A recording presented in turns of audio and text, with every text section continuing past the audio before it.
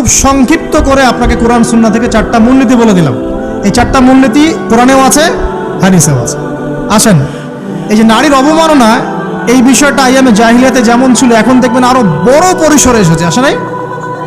এই যে fashion show, দেহের প্রদর্শনী, বিভিন্ন ফিল্মস দেখবেন, ফিল্ম ইন্ডাস্ট্রিজে দেখবেন, মিউজিকে দেখবেন, পর্নে দেখবেন, মেয়েদের দেহটাকে নিয়ে ব্যবসা করা হচ্ছে। আগে তো না হয় কন্যা সন্তান হলে জীবন্ত পুঁতে ফেলতো নাকি, এখন যদি গর্ভের বাচ্চা মেয়ে জানে, অনেকে আগেই মেরে ফেলে।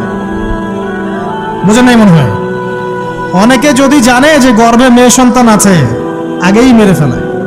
এমন অনেক দেশ আছে, নাম বলছি না দেশের সঙ্গত কারণে, যে সে দেশে এরকম মেয়ে সন্তানকে এই যে খালাস করে ফেলার, নষ্ট করে ফেলার, ভ্রূণ নষ্ট করার আলাদা ক্লিনিক আছে, আলাদা হসপিটাল আছে। বলে নাউজুবিল্লাহ। তো আসলে ওই 1450 বছর আগের মানুষটা বেশি বর্বর ছিল না আমরা বেশি বর্বর?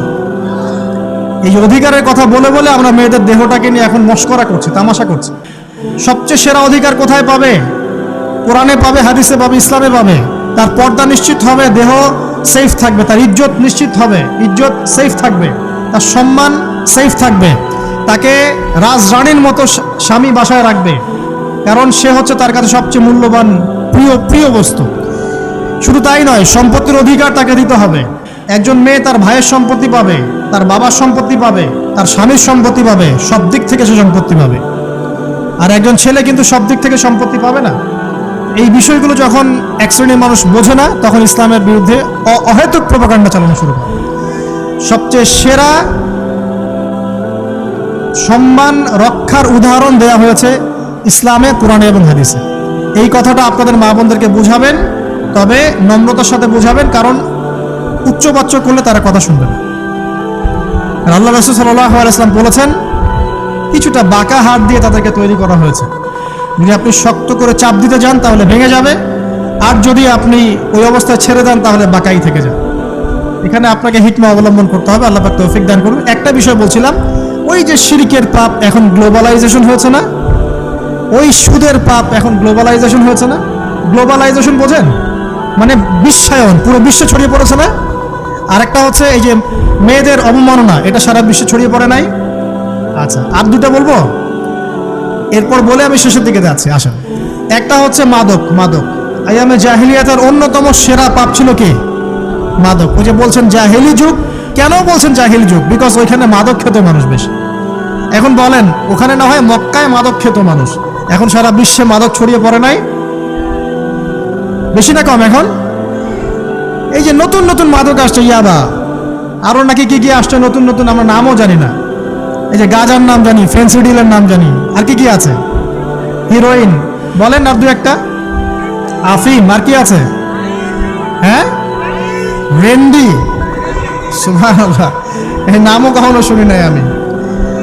আচ্ছা শোনেন, বিষয়টা হচ্ছে, দেখুন, এই বিষয়টা কি হালাল না হারাম?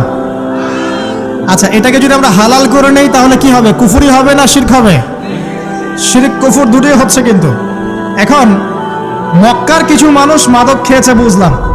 আল্লাহ রাব্বুল আলামিন ধাপে ধাপে এখান থেকে বের করেছেন। প্রথমে বলেছেন মদ খেয়ে নামাজের ধার কাছে যেও না।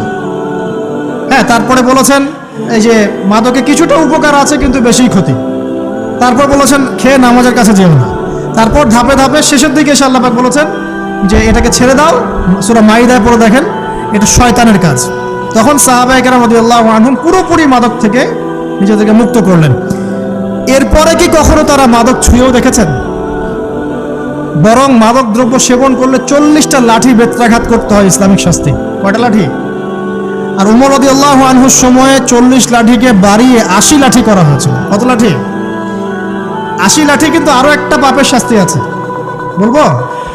অপবাদ, এখন যেটা বেশি দেয়া হয়, অপবাদ, মিথ্যা অপবাদ, সতী সাধী নারীর উপরে মিথ্যা অপবাদ, এর শাস্তি হচ্ছে 80 লাঠি।